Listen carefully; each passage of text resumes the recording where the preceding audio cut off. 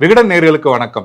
இன்னைக்கு நம்ம political pulse நிகழ்ச்சியில தேசிய ஜனநாயக கூட்டணியில இருக்கிற ஒவ்வொரு கட்சிகளும் தங்களுக்கு இவ்வளவு இடங்கள் வேண்டும் அப்படின்னு கோரிக்கைகளை முன் வச்சிட்டு இருக்காங்க. அதனால அந்த பங்கீடு அப்படிங்கிறதுல மிகப்பெரிய சிக்கல்கள் அப்படிங்கிறது போயிட்டு இருக்கு. மறுபுறம் பாத்தீங்கன்னா அதிமுகவோட பொதுச் செயலாளர் எடப்பாடி பழனிசாமி டெல்லியில போய் உள்துறை அமைச்சர் அமித்ஷா பார்த்துட்டு வந்திருக்காரு. இந்த ரெண்டு விஷயங்களுக்கு பின்னணியில என்னென்ன இருக்கு அப்படிங்கறதுதான் இந்த நிகழ்ச்சியில நம்ம பார்க்க போறோம். முதல்ல நம்ம இடப்பங்கீடு அப்படிங்கிறத பார்க்கறதுக்கு முன்னாடி 2021 தேர்தல் அப்படின்னு நம்ம எடுத்துட்டோம்னா 2021 தேர்தலில் பாமகக்கு 23 இடங்கள், பாஜகக்கு 20 இடங்கள், ஒரு 43 இடங்கள் தவிர மிச்சம் எல்லாமே பார்த்தீங்கன்னா கிட்டத்தட்ட 191 இடங்கள் இரட்டை இலை சின்னத்துல தான் வேட்பாளர்கள் நின்னாங்க. அதுல அதிமுக மட்டும் நம்ம பார்த்தோம்னா 179 தொகுதியில அதிமுக போட்டிட்டாங்க. தமாக, புரட்சி பாரதம் உள்ளிட்ட கூட்டணி கட்சிகள் மற்ற தொகுதிகளில் போட்டிட்டாங்க. ஒட்டுமொத்தமா நம்ம பார்த்தோம்னா 190 இடத்துல ரெட்டலை சின்னம் போட்டிட்டாங்க. அதிமுக மட்டும் 179 இடங்கள்ல போட்டிட்டாங்க. இப்ப பிரச்சனையே இந்த இடங்கள்ல தான். கடந்த முறை கிட்டத்தட்ட 180 இடங்கள்ல போட்டியிட்ட அதிமுக இந்த முறை 160 இடங்கள் பக்கத்துல தான் போட்டியிடுற மாதிரியான ஒரு சூழல் உருவாயிருக்கு. அதுக்கு என்ன காரணம் அப்படின்னு நம்ம பார்த்தோம்னா, கூட்டணி கட்சிகள் எங்களுக்கு அதிக இடங்கள் வேண்டும் அப்படிங்கிற அந்த கோரிக்கையை முன் வச்சிருக்காங்க. மறுபுறம் பார்த்தோம்னா கடந்த தேர்தலில் பாஜக, பாமக கூட்டணியில இருந்தாங்க. இந்த தேர்தலில் நம்ம பார்த்தோம்னா அமமுகவும் புதுசா கூட்டணிக்குள்ள வந்திருக்காங்க. அப்படிங்கிற பட்சத்துல அதிமுக போட்டியிடுவதற்கான இடம் அப்படிங்கிறது ரொம்ப குறைவான இடங்கள் இருக்கு. அப்படிங்கிறதுனால அதிமுகவுமே நீங்க கேட்கிற இடங்கள்ல எங்களால கொடுக்க முடியாது, நாங்களா பார்த்துதான் கொடுப்போம் அப்படிங்கிற முடிவுலையும் இருக்காங்க. உதாரணமா நம்ம பார்த்தோம்னா முதல்ல பாஜகவே எடுத்துக்கலாம். பாஜக என்ன டிமாண்ட அதிமுக தலைமை கிட்ட முன்வைக்கிறாங்க அப்படின்னு நம்ம பார்த்தோம்னா, பாஜக கடந்த தேர்தலில் 20 இடங்கள்ல போட்டிட்டாங்க. ஆனா பாராளுமன்ற தேர்தலில் பாஜக தனியா போட்டிட்டு கிட்டத்தட்ட 11% வாக்குகள் அப்படிங்கிறத வாங்கியிருக்காங்க. அதன் அடிப்படையில பாஜக என்ன சொல்றாங்கன்னா, நாங்க 4% வாக்குகள் இருக்கும் போதே 20 தொகுதியில நின்னோம், இப்போ எங்களுக்கு 11% வாக்குகள் இருக்கு. அப்படிங்கிற பட்சத்துல எங்களுக்கான தொகுதிகளை அதிகப்படுத்தணும் அப்படிங்கிற கோரிக்கையை முன்வைக்கிறாங்க. அவங்க சொல்ற இன்னொரு காரணம் அப்படின்னு நம்ம பார்த்தோம்னா, 2024 தேர்தலில் 59 இடங்கள்ல நாங்க அதிமுகவை தாண்டி 2வது இடத்துக்கு வந்திருக்கோம். அதிமுகவை பின்னுக்கு தள்ளி நாங்க 2வது இடத்துக்கு வந்திருக்கோம். கிட்டத்தட்ட 60 தொகுதிகள் அப்படி நாங்க வந்திருக்கோம். அதன் அடிப்படையிலுமே எங்களுக்கு அதிக இடங்களை ஒதுக்கணும் அப்படிங்கிற கோரிக்கையை முன்வைக்கிறாங்க. இன்னொரு விஷயம் அப்படின்னு நம்ம பார்த்தோம்னா, நீங்க ஒரு 20% தான் ஓட்டு வாங்குனீங்க 2024. நீங்க கிட்டத்தட்ட 160 இடத்துல நிக்கிறீங்கன்னா உங்களோட சரிபாதியை விட அதிகமா நாங்க வாங்கியிருக்கணும் போது நாங்க குறைஞ்சது ஒரு 60-70 தொகுதிகளையாவது போட்டியிடணும். ஆனா நாங்க அவ்வளவு தொகுதி கேட்கல, எங்களுக்கு 45 தொகுதிகளாக கொடுக்கணும் அப்படிங்கிற கோரிக்கையை தான் ஆரம்ப கட்டத்துல முன் வச்சாங்க. இப்ப நம்ம பார்த்தோம்னா இறுதியா பாஜக எங்களுக்கு 35 தொகுதியாவது ஒதுக்கணும், அதுக்கு கீழே எல்லாம் நாங்க இறங்கி வரவே மாட்டோம் அப்படிங்கிற விஷயங்களை முன் வச்சிருக்காங்க. அதையும் தாண்டி நம்ம பார்த்தோம்னா ஒரு சில நிர்வாகிகள் 30 தொகுதிக்கு கீழே நாங்க வாய்ப்பே கிடையாது அப்படின்ற அளவுல பாஜக ரொம்பவே ஆணித்தரமா இருக்காங்க. அதுலயும் அவங்க முன்வைக்கிற கோரிக்கை என்னன்னா, 30 தொகுதிகள் அப்படின்னா எங்களுக்கு வெற்றி வாய்ப்பு இருக்கிற தொகுதிகளா ஒரு 10 தொகுதிகள் தரணும். இப்ப ஏற்கனவே பாஜக ஒரு 4 தொகுதிகள்ல எம்எல்ஏக்களா இருக்காங்க. அதையும் தாண்டி அதிமுக சிட்டிங் எம்எல்ஏ இருக்கிற இடங்கள், பாஜக இன்னமுமே வலுவா இருக்கிற இடங்கள், நம்ம பார்த்த மாதிரி நாடாளுமன்ற தேர்தலில் 2வது இடம் வந்த இடங்கள், அப்படி பார்த்து நல்ல வெற்றி வாய்ப்புள்ள தொகுதிகளாகவும் தரணும் அப்படிங்கிறது தான் பாஜகவோட கோரிக்கையா இருக்கு.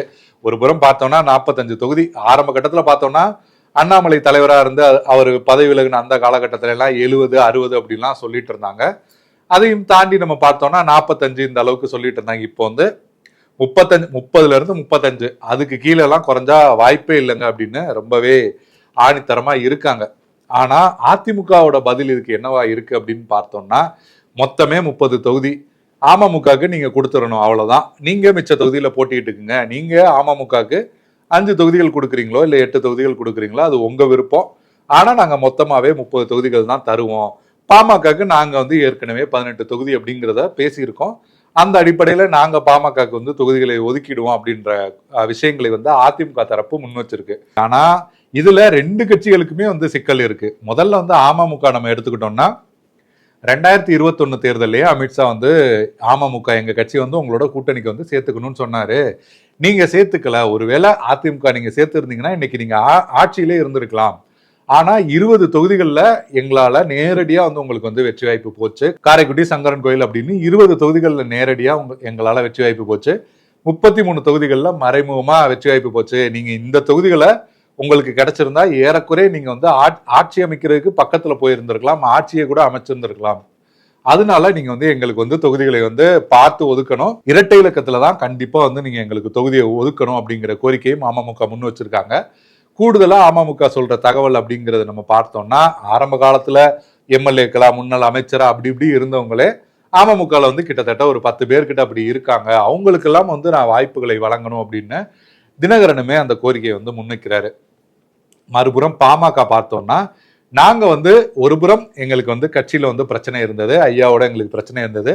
மறுபுறம் நீங்க என்ன சொன்னீங்கன்னா, தேமுதிகலாம் கூட்டணிக்கு வரப்போறாங்க, தேமுதிக வரப்போறாங்க, அமமுக வரப்போறாங்க, நிறைய கட்சிகள் வர்றதுனால நீங்க வந்து இடங்களை வந்து குறைச்சிக்கணும் அப்படின்னு சொன்னதுனாலதான் நாங்க 18 இடங்களுக்கு வந்து ஒத்துக்கிட்டோம். ஆனா இப்ப தேமுதிக கூட்டணிக்கே வரல, அமமுகவுமே வந்து கணிசமான இடங்கள்ல தான் போட்டியிட போறாங்க, ஆனா தேமுதிக வரல, அதனால எங்களுக்கு நீங்க அதிக இடங்களை தரணும் அப்படிங்கிற கோரிக்கையை பாமகவும் முன்வைக்கிறாங்க, மறுபுறம் பாஜகவும் முன்வைக்கிறாங்க. இன்னும் சொல்ல போனா பாஜக தேமுதிகவை கூட்டணிக்கு கொண்டு வரதுல பெரிய அளவுல அதுல வந்து இன்ட்ரெஸ்ட் காட்டல அப்படிங்கிறத சொல்றாங்க. அதுக்கு காரணமே கூட அவங்களுக்கு நம்ம இவ்வளவு இடத்துல கொடுத்து அவங்கள போட்டியிட வைக்கிறதுக்கு பாஜக சார்பில் அதுல பாதி தொகுதிகளில் நிக்கலாமே அப்படிங்கிற அடிப்படையில தான் பாஜக பெரிய அளவுல அதுல வந்து இன்ட்ரெஸ்ட் காட்டல அப்படிங்கிற விஷயமும் ஆரம்பத்துல இருந்து சொல்லப்படுது.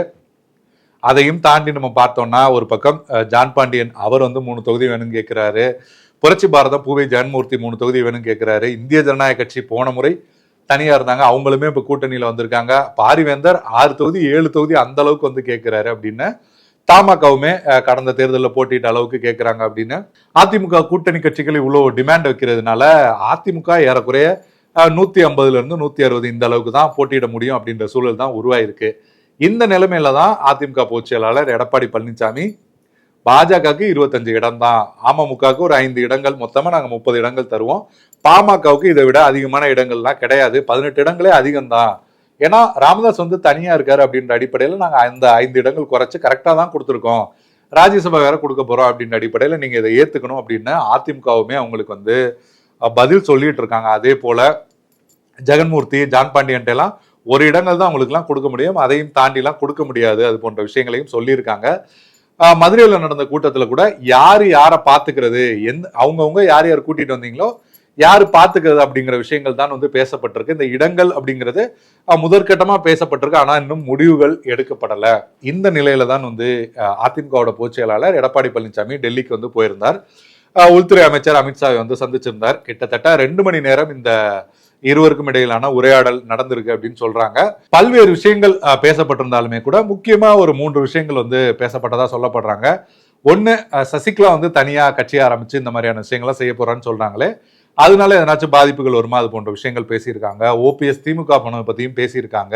அதையும் தாண்டி நம்ம பார்த்தோம்னா திமுக அமைச்சர்கள் மேல இருக்கிற வழக்குகள், பழைய விஷயங்கள்லாம் அப்படியே கிடப்புல இருக்கே, நீங்க வந்து இன்னும் தேர்தல் நெருங்க போகுது, அவங்க வந்து ரொம்பவே அசுர வேகத்துல வந்து பணத்தை செலவழிச்சு வாக்குகளை வந்து அறுவடை செய்ய தயாரா இருக்காங்க, இந்த நேரத்துல நீங்க ஏதாவது ஒரு நடவடிக்கை அப்படின்லாம் எடுத்தாதான் நமக்கு வந்து அது சாதகமா இருக்கும் அப்படிங்கிற விஷயங்களும் வந்து பேசப்பட்டிருக்கு. பொதுவா நம்ம பார்த்தோம்னா முதல்ல வந்து இந்த இடப்பங்கீட்டிலே வந்து ஒரு பிரச்சனை வந்து போயிட்டு இருக்கு, இன்னும் வந்து ஒரு சுமூக முடிவு அப்படிங்கிறது எட்டப்படலை. கூட்டணி கட்சிகளோட கோரிக்கைகள் பெருசா இருக்கு, அதிமுக வந்து குறைவாதான் கொடுக்க முடியும் அப்படிங்கிற விஷயங்களை சொல்றாங்க. இன்னொன்னு, கூட்டணி கட்சிகளுக்கு யார் செலவு பண்றது அப்படிங்கிற விவாதம் போயிட்டு இருக்கு. மறுபுறம் பாத்தீங்கன்னா அதிமுகக்குள்ளேயே செலவு பண்றதுக்கான அந்த சிக்கல்கள் இருக்கு அப்படிங்கிற விஷயங்களையும் முன்வைக்கிறாங்க.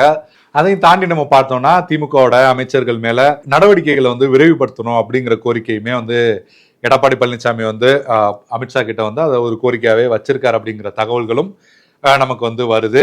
அதிமுக அறிவிப்புகள்லாம் இன்னமுமே மக்கள் கிட்ட வந்து பெரிய அளவுல கொண்டு போய் சேர்க்க முடியல, சேரல அப்படிங்கிற தகவல்களும் வந்து ரிப்போர்ட்டா வந்துட்டு இருக்கு அப்படிங்கிற விஷயங்களும் சொல்றாங்க. குறிப்பா பார்த்தோம்னா குடும்பத்துக்கு வந்து 10,000 ரூபாய் வந்து எடப்பாடி பழனிசாமி வந்து அறிவிச்சாரு, அதை வந்து கீழே கொண்டு போறதுக்கான வேலைகள் அப்படிங்கிறது ரொம்பவே வேகமா வந்து செய்யணும் அப்படிங்கிறதையும் எடப்பாடி பழனிசாமி உத்தரவிட்டு இருந்தாரு. ஆனா ஒரு சில இடங்கள்ல அது வந்து சரியா நடந்திருக்கு, பெருவாரியான இடங்கள்ல இவங்களோட அறிவிப்பு அப்படிங்கிறது இன்னமுமே சரியா போய் சேரல அப்படிங்கிற ரிப்போர்ட்டுமே கூட மத்திய அரசின் வாயிலா அதிமுக தரப்புக்குமே வந்து சொல்லப்பட்டிருக்கு. அப்படின்னா தேசிய ஜனநாயக கூட்டணிக்குள்ளுமே பல்வேறு குளறுபடிகள் அப்படிங்கிறது தான் வந்து போயிட்டு இருக்கு. பார்க்கலாம் இந்த கூட்டணி பேச்சுவார்த்தை அப்படிங்கிறது எவ்வளவு சீக்கிரமா சுமூகமா முடியுது அப்படிங்கிறதையும், மற்ற விஷயங்கள்லாம் வந்து சால்வ் ஆகி எவ்வளவு வேகமா அரசியல் களத்துல தேசிய ஜனநாயக கூட்டணி களமிறங்குறாங்க அப்படிங்கிறதையும் நம்ம வந்து பொறுத்திருந்துதான் பார்க்கணும். மேலும் இது போன்ற அரசியல் வீடியோக்களுக்கு வந்து விகடன் வெப் டிவி வந்து தொடர்ச்சியா ஃபாலோ பண்ணுங்க. நன்றி, வணக்கம்.